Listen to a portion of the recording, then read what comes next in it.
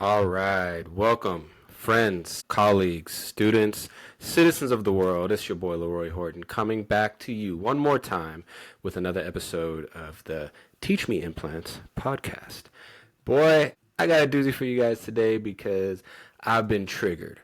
And for any of you that used to watch the Truth Be Told podcast, me and my buddy Walt used to always talk about things that got us triggered. And I think this one's a good discussion that needs to be had, because we live in a time of misinformation, disinformation, and there's a lot of actual policy making on the national level and state level, but there's also a lot of personal decision making that is based off of this information.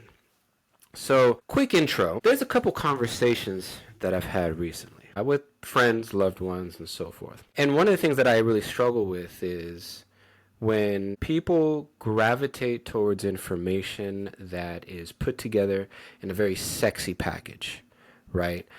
By sexy, I mean there's a dramatic video on YouTube, there's music, there's very well produced video. The difference between science and entertainment is that science, in its true form, in its form that exists in the majority of cases that it exists out there, is a lot more able to discern between what is fact, and by fact I mean something that's been experimented over and over again, reproduced, and verified, right?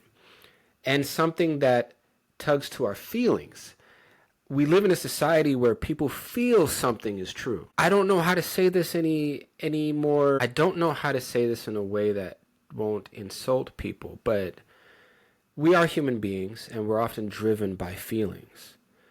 But your feelings are not based on rational things all the time. They're based on fear. They're based on belief. They're based on a optimistic or pessimistic nature. They're based on things you may have heard in passing that intuitively on the surface make sense. And I want to dive into that because I think it's important to have this conversation, especially as healthcare providers, and I know that some of you that are listening may or may not be healthcare providers, and for those of you that are potentially doctors listening or future doctors, right, current students, I think it's tremendously important that we can have a conversation with our fellow citizens, our patients, our family members. And mind you, I am guilty all the time of coming off as a little condescending and a little sarcastic. And I'm working on that. But what I like to do at least is arm myself with ways to dissect someone's argument or someone's proposition or someone's accusation. And, the person that I had this first exchange with, and I'm going to document or talk to you about two exchanges that I've had. They sent me a message asking a dental question. Somehow we got onto the issue of fluoride, and I asked about it, and they said, oh, no, fluoride's bad for you. Fluoride is might be good for your teeth, but it's bad for your body. And I was like, all right, do tell. Because do you know something that I don't know? Is it maybe a misinterpretation? And sometimes these kind of conversations go left. And one of my weak spots is if you come to me about something that I know a lot about, and you're talking to me as if you know a lot about it, and I know you might peripherally know a small percentage, but this is my arena. This is my lane. If you talk to me in a way like I don't know what I'm talking about, and I think we went through this with the vaccines in the COVID era. Everyone was like, I do my research. I did my research. And you're like, all right, well, which journal did you look at? Which publication did you look at? Which study, the results of what clinical trials did you look at? And often it just went south after that. They usually, and we'll talk about RFK later on, but usually some reference to some anti-vaxxer, anti-medicine, Dr. Sebi, curing cancer and AIDS with fruits and vegetables type stuff. But people get defensive of their positions because once they've drawn a line and once they've picked up a flag, people die on those hills, right? They'll die. They literally, during COVID, people were dying on those hills of not wanting to get the vaccine especially people that were high risk.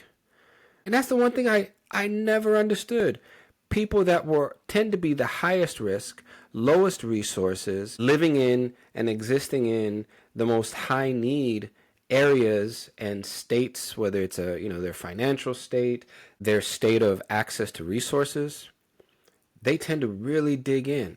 And so I did want to share this fluoride journey that I went on, because this person did send me an article, and I appreciate that. And I like to discuss and debate.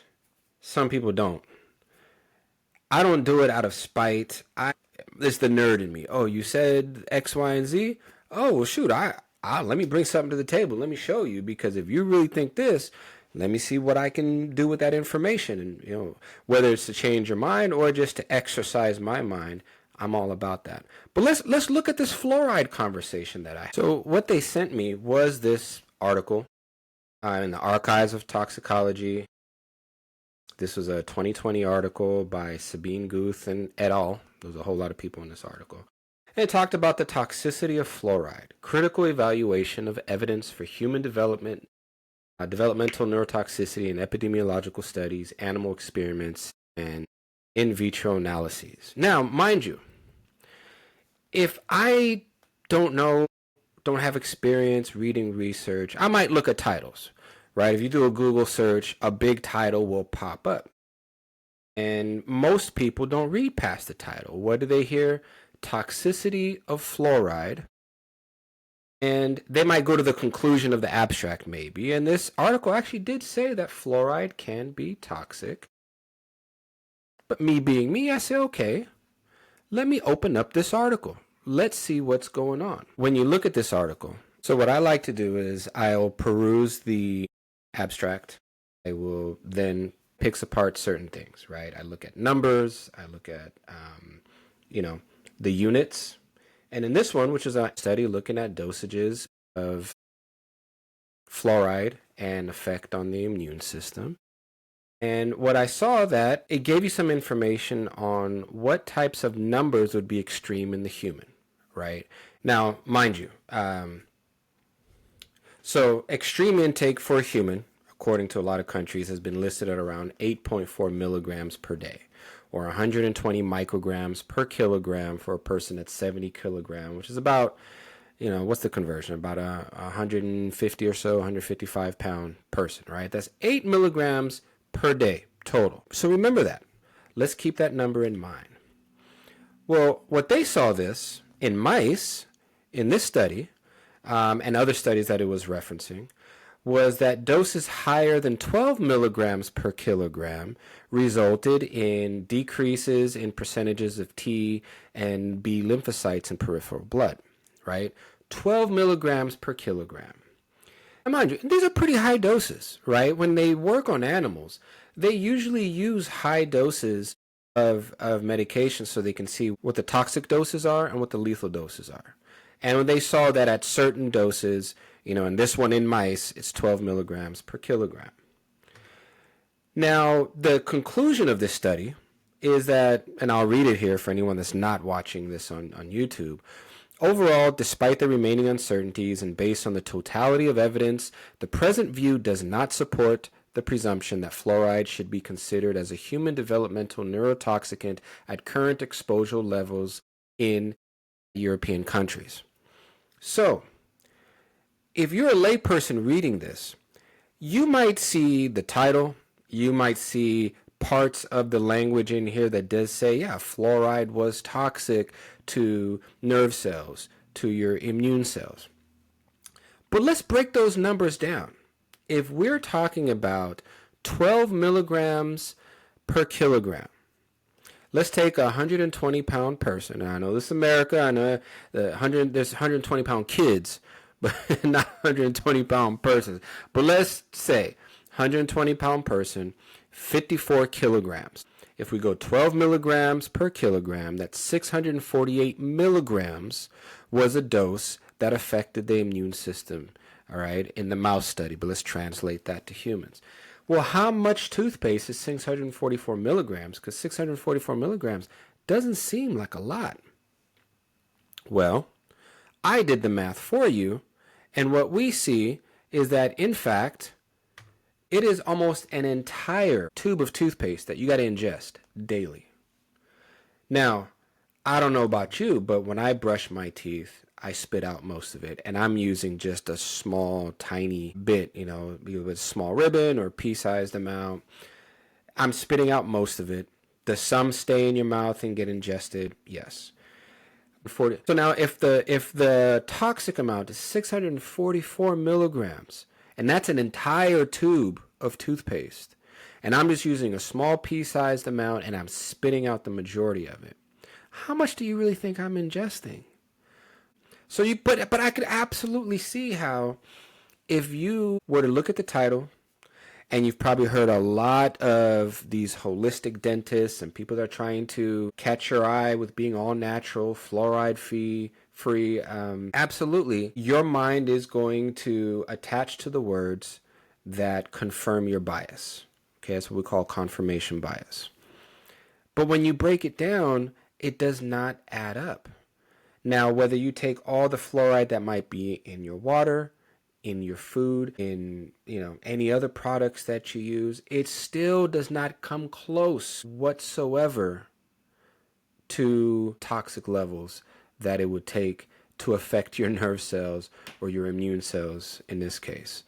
And that's important that we have that conversation, that we have the ability to break that stuff down, because unfortunately, you see what's happening when it comes to public misinformation and disinformation. A sexy video, when I say sexy, I don't really mean sexy, but what I mean, it's dolled up. It's got high production value, good quality, 8K plus imaging. It's got great sound. It's got people that are dressed up with stylists and their hair is done and they have fancy titles to their names.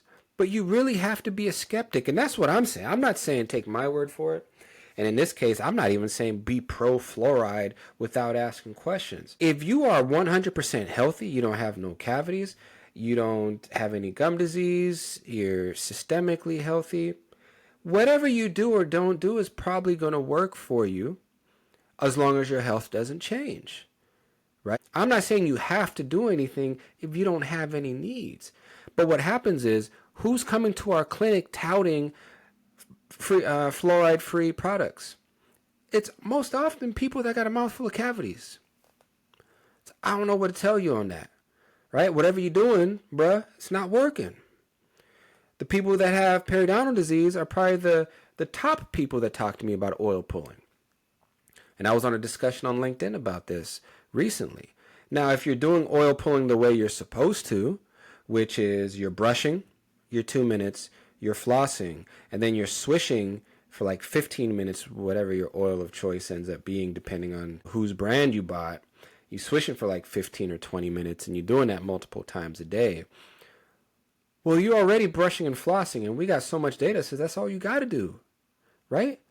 Brush well for 2 minutes, floss, do that minimum twice a day, and chances are, if you're doing it the way you're supposed to be doing it, you're probably not going to get cavities. And, most of you are not. The vast majority of you are not going to get cavities, and you're not going to get gum disease. Now, whatever you want to do after that, I could sell you the jumping jack method, right? Brush your teeth for 2 minutes, floss, and then do 50 jumping jacks. And lo and behold, you'll be, for the most part, disease-free. Now, was it the jumping jacks? Or was it the first part? 'Cause I tell you what, I know people that are barely brushing, but they're doing oil pulling, and I don't know if they're doing it for 15 minutes or however long they're doing it, but if you're not brushing and flossing, no amount of oil is going to save you. That's just how it works. Okay? Now, I am going to share a video here, and I think it's funny because while I was sitting here thinking to myself, well, no one's eating an entire tube of toothpaste, let alone on a regular basis, the internet is undefeated. So let me share this with you. Now, while I'm playing, and they're like, are you eating toothpaste right now? And I just do it.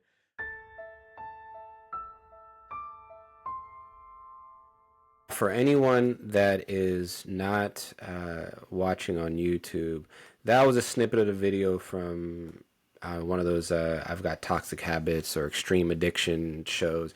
And this brother was eating, they said, 10 tubes of toothpaste a week. Was it a week or a month? I don't know. But either way, I mean, come on. Here I am saying, well, nobody's doing that. And lo and behold, somebody's doing it. All right, we got, how many billions of people on Earth? You're going to find someone that's doing something they shouldn't do.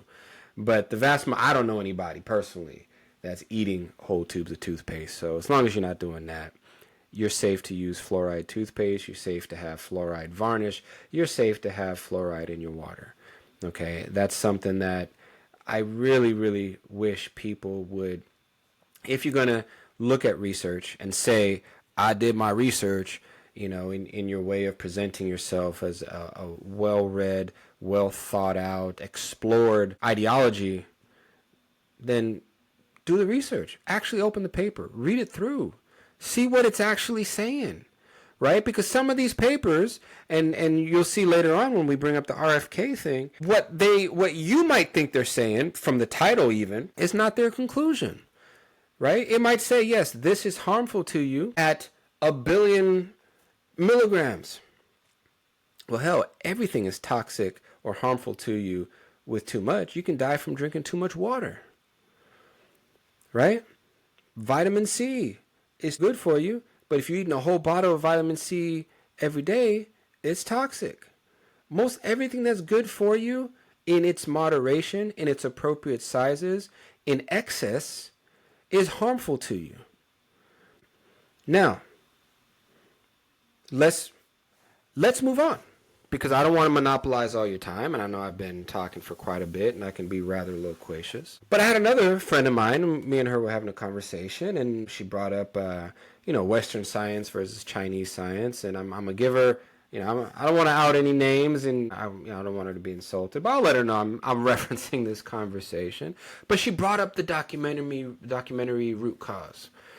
And she brought it up in a way of, well, you saw they took it off Netflix, so it must really be saying something true. And that's where I say the sexy videos is what gets us. Because I've watched that.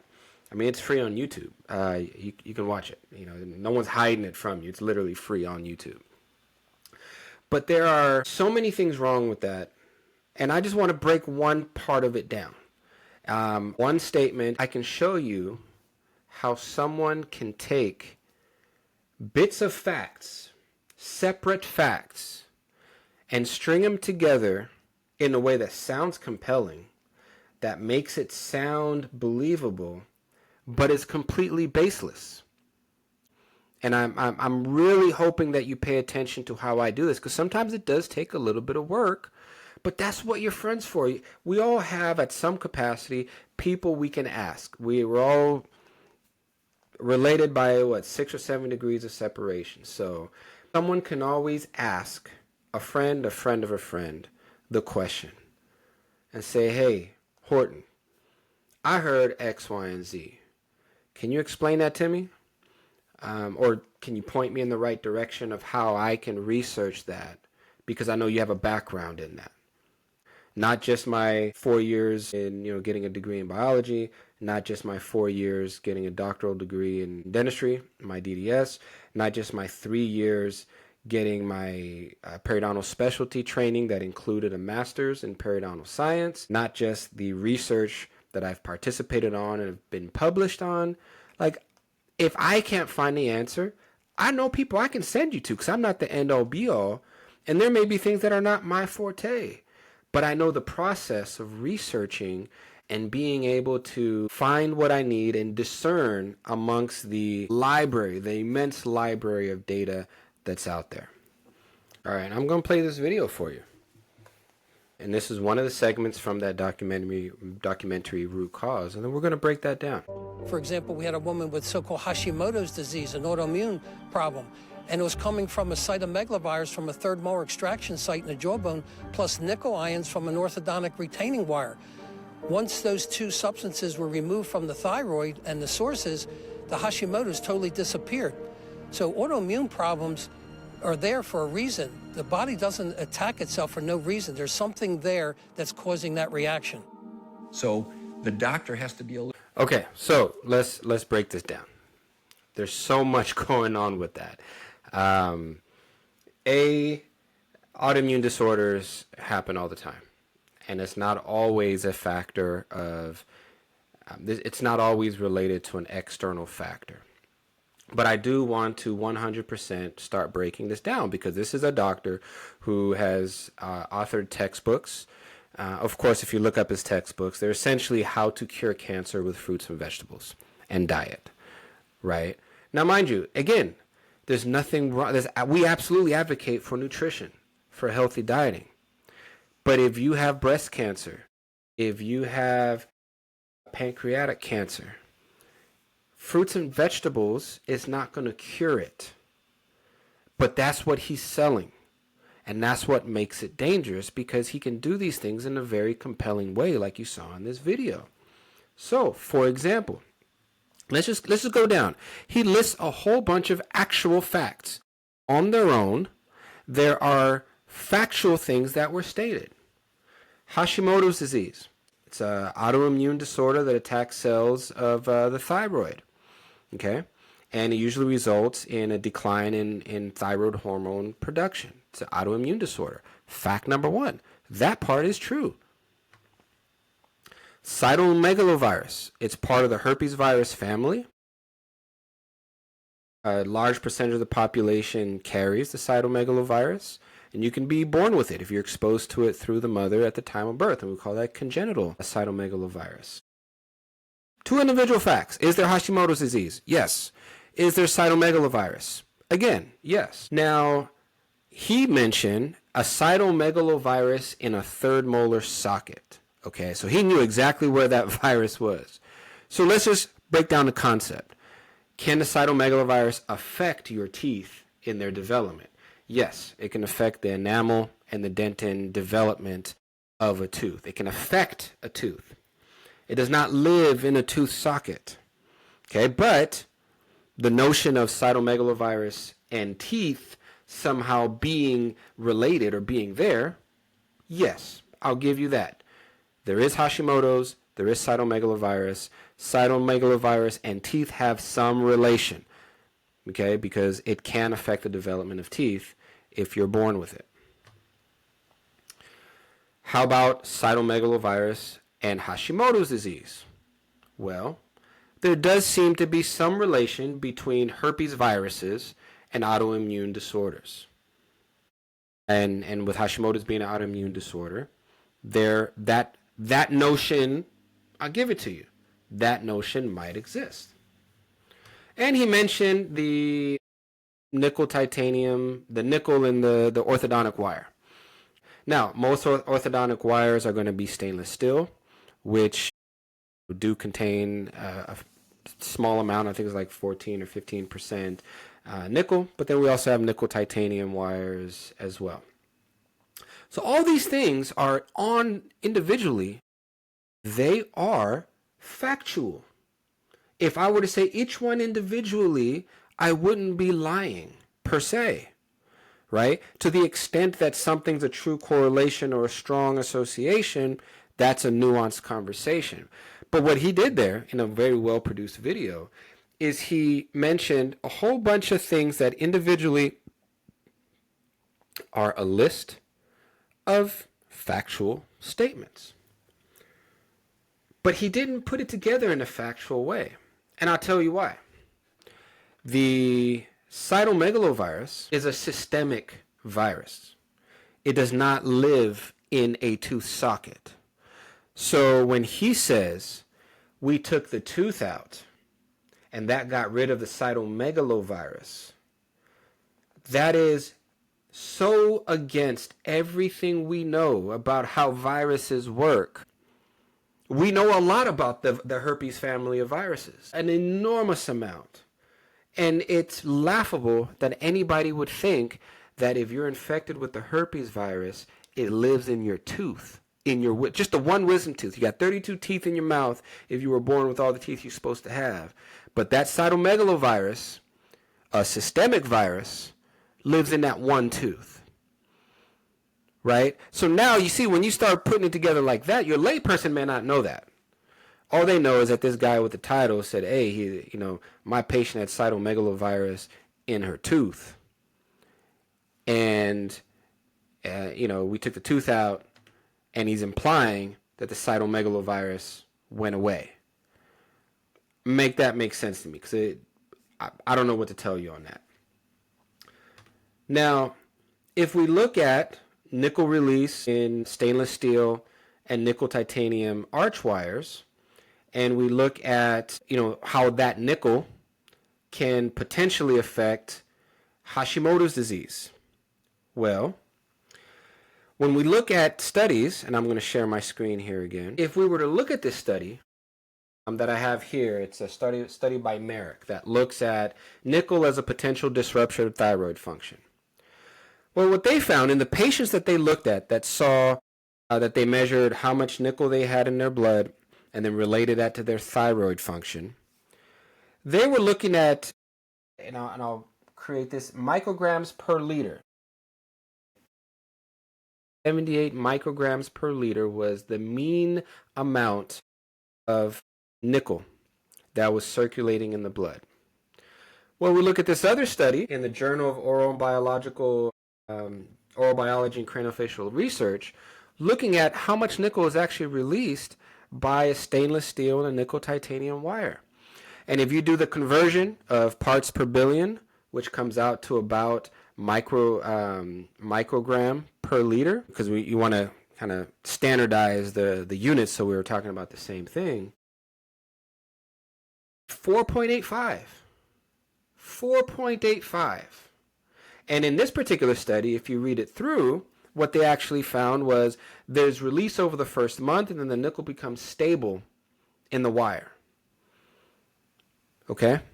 Especially by the third month, the nickel is stable in the wire.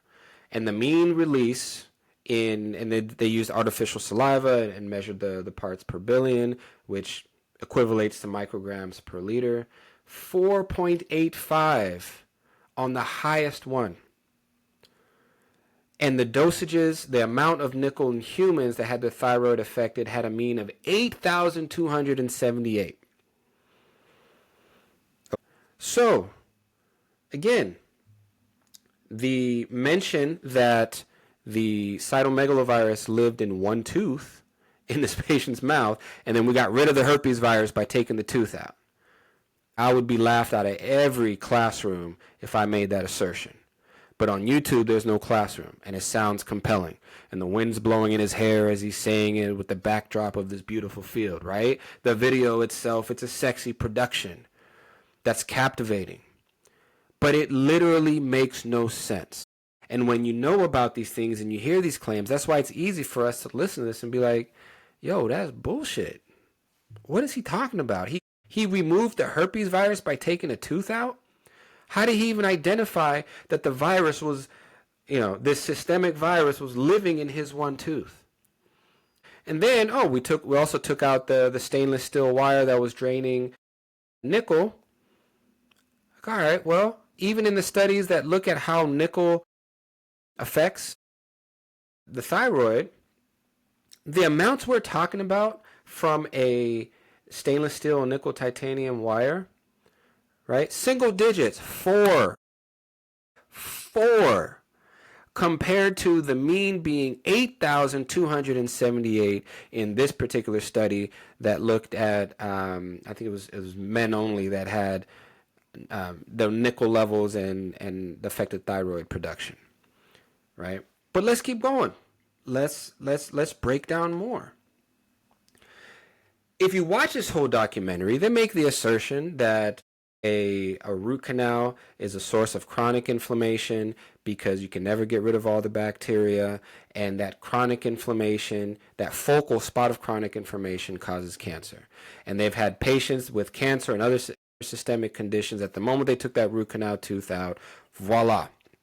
And there's a guy in the video, in the first half of the video, who lost all his energy, couldn't go hiking and climbing anymore, had erectile dysfunction, had lethargy and depression. But the moment his root canal was taken out, boom, he's a brand new man. Now, I don't know. I mean, to me, even that wouldn't even be realistic to use as your story to push your points. If you were to bring that to me, that manuscript, and say, hey, this is what I'm thinking about telling people. This guy had erectile dysfunction and couldn't climb anymore and was depressed, but he got the tooth taken out and he was a brand new man, I would tell you, hey, listen, you should probably rewrite that and make it a little bit more believable. So the fact that they even went with this is crazy. But now a lot of this stems back from studies by Dr. Weston Price, going way back to the early 1900s, right? 20s or 30s or somewhere around that, where he was taking out root canal teeth and implanting them under the skin of mice and then studying the mice and seeing how many of them got sick or what happened to them. So that's where a lot of this data comes from. Stuff that's been debunked, that when you take a foreign object that's not sterile, regardless of whether it's a vital tooth or a non-vital tooth, if you take something from another human being to you that's not sterile, let alone from a human being, a cross species from a human into a mice, and you implant it, there's going to be a reaction.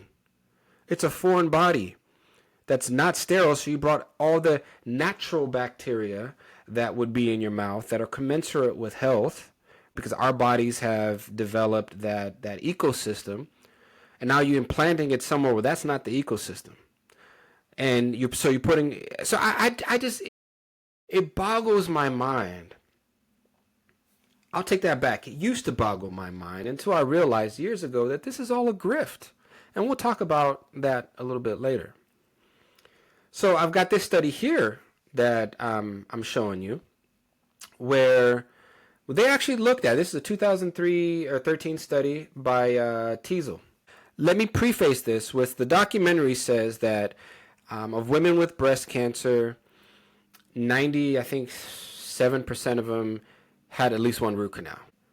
Well, correlation does not equal causation, but that, you take two random statistics and there you go. Well, this 2013 study took 600 something patients, and they looked at all the metrics. So they looked at whether they had decay, whether they had fillings, whether they had crowns, whether they had root canals, whether they didn't have any of that. And what they found is that the more root canals you had, the lower your chance of cancer. Now, did they somehow come to the conclusion that root canals cure cancer? No, that would be simplistic and moronic to come to that conclusion. So what they do look at, though, is what causes cavities? What bacteria are present? It could be that there's a relationship between either amounts of or types of bacteria and a decrease or a protective factor when it comes to head and neck cancer. But now, even though these statistics are very clear, one look at it, when you have a little experience, you say, oh, okay, there must be some correlation, but that's not a causation. That's not nearly a proof of causation. To prove causation, you would have to do a randomized trial and take people with cancer and give them root canals, and other people without cancer, don't give them root canals, and miraculously see that everyone you give a root canal to, especially multiple root canals, cured their cancer. And if that sounds dumb to you, then why does that sound dumb in the other claim that having a root canal by the time you diagnose with breast cancer, everyone by the average age that you get diagnosed with breast cancer is likely to have had at least one root canal? Just like they're likely to have eaten at McDonald's, likely to have drank water, likely to, wear Nike shoes. Is there a correlation now between McDonald's and breast cancer? Right? And that's a whole conversation about unhealthy foods. There are links, and we'll talk about that, unhealthy foods and obesity, but there's not a direct correlation to just a McDonald's chicken nugget and breast cancer. Okay? In the same way that there isn't a cure for cancer in the form of a root canal. But what do these researchers actually say? And this is why I love science. Because we will do these experiments, we'll get data, we might be able to reproduce or we may not be able to reproduce, and we'll state that. But the conclusion of this is that future studies assessing the potential effects of the oral microbiome and associated immune responses on head and neck cancers will help elucidate the biological mechanism of the clinical association that we have observed in this study. So instead of making a video very well produced, in which they say, hey, we found the cure for cancer, and guess what? It's root canals. Conversely, they said, hey, we've noticed, we've observed something, and I think it warrants future study, because we need to find out what the mechanism is. Is this observation reflective of an underlying mechanism? So if you have had root canals, you're more than likely to have had cavities. If you have had cavities, there's a certain proportion of cavity-causing bacteria that you probably have, more so than your counterparts that don't get cavities. And could there be a mechanism between those bacteria and the formation of cancer? That's how science works. You don't just take two numbers and make a documentary on it. A documentary that, by the way, is selling something. It's selling a service. It's selling books. It's selling an ideology that's going to get you to spend your money on stuff that they have vested interests in. And in the same way that people like to be skeptical of the pharmaceutical companies and the dental profession and the medical profession and all these financial interests, which we always should have a level of skepticism, why do we not apply that to the same people that are trying to sell you holistic treatment and remedies and books and subscriptions? And they want to bring you to your camp so you can pay to, live off the land for a week and learn how to eat raw fruits and vegetables. Come on, people.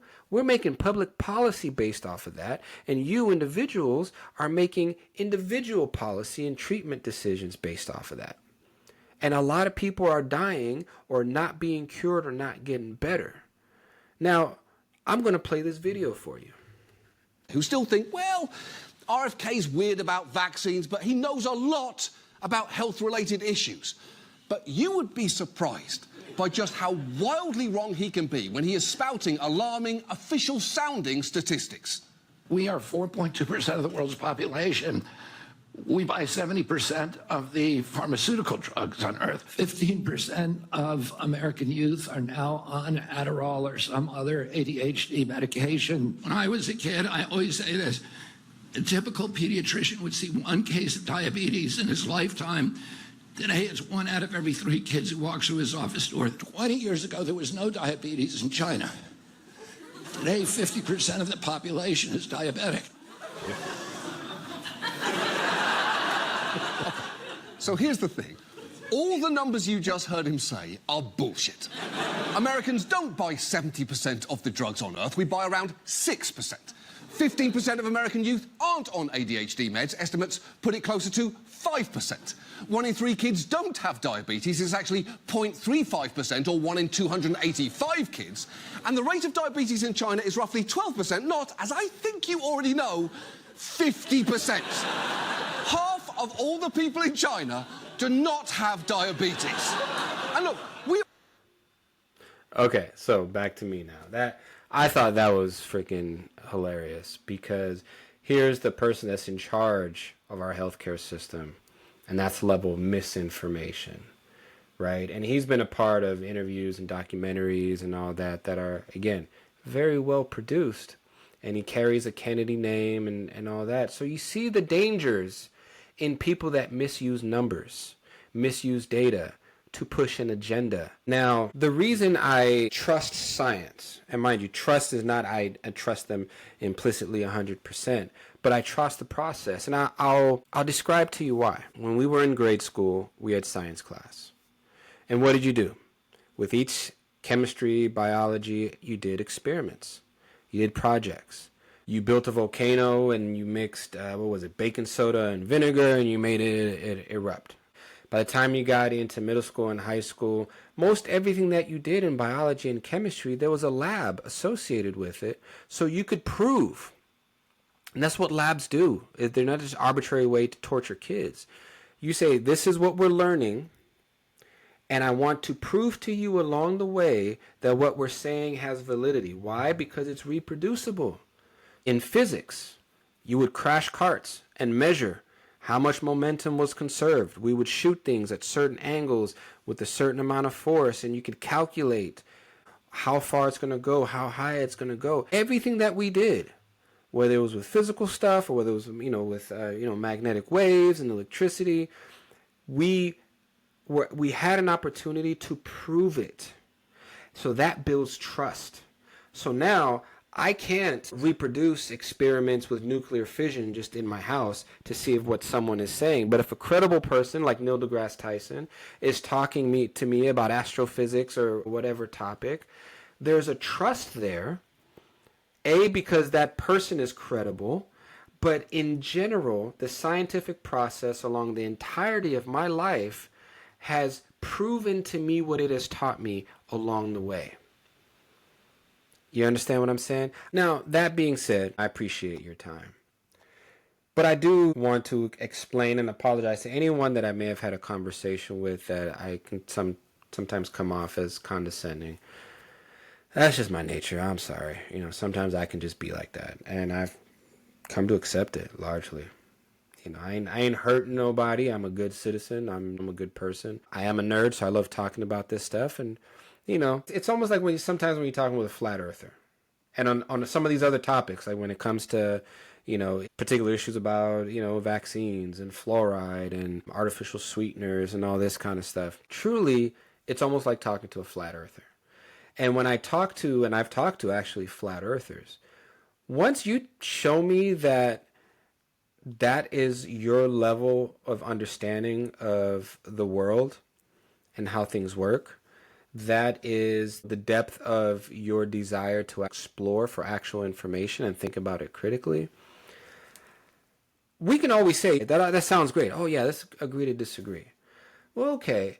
But if what we disagree on, I feel, is something just so fundamentally flawed and willfully ill-informed and just strung through with irrational, erratic emotion, I don't know what to tell you because I don't trust nothing you say now. I can be cool with you. I can be cordial with you. But let's stick to this flat earth example. If you tell me that you're a true flat earther, I can't take anything else you say seriously. I'm sorry. And now, surprisingly, and I'll bring up this last slide here, there's other things that have links to cancer that have been proven time and time again. One of them being alcohol, right? So we look at this Surgeon General's report from the American Cancer Society, right? So when it comes to alcohol, among 100 women who have less than one drink per week, about 17 will develop an alcohol-related cancer. Among 100 women who drink one alcoholic drink a day, 19 will develop an alcohol-related cancer. Among 100 women who have 2 drinks a day, 22 will develop an alcohol-related cancer, right?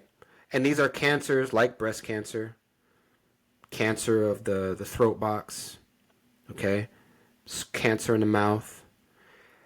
Can I tell you, and I'm going to stop sharing here, how many of my friends do you think? I've had ones that came to me about root canals. I've had ones that came to me about fluoride. I have ones that came to me about a slew of things that could potentially, if they see me drinking a Diet Coke, when I drink soda, I don't drink regular soda anymore. My compromise was I love soda, but I'll do diet soda, right? Sugar-free. But it's got artificial sweeteners. Oh my God, don't you know those cause cancer? Okay, well, there's something else that causes cancer. These drinks that you guys are drinking, these margaritas, these mojitos, these beers and the wine, you go to Instagram, everyone's posting, they're in the bathtub or they're watching a movie and they got a charcuterie board and they got a little glass of wine and they're all sophisticated. I have yet to have one friend come up to me and say, "Oh, LeRoy, have you heard? Alcohol is linked to cancer. We got to cut that shit out." No. Obesity links to cancer. Alcohol and obesity, strong links to cancer. But it sometimes is overweight and obese people that are the most vocal about fluoride. And I'm like, you know what? If you were consistent across the board, I'd say, okay. If you ate right, if you exercised, if you were pretty much naturopathic and holistic about everything, I would tell you, all right, I may not agree with you on this, but you're truly living what you're preaching. So I don't see this as a grift or an emotional cult response. But that's not who's having these conversations with me. It's usually people that live unhealthy lifestyles across the board, right? It was the same people during the COVID era that were so highly anti-vaccine because they care about what they put in their body. But even during the COVID era, they were going to the bars and they were getting wasted with alcohol. They were eating edibles or smoking marijuana.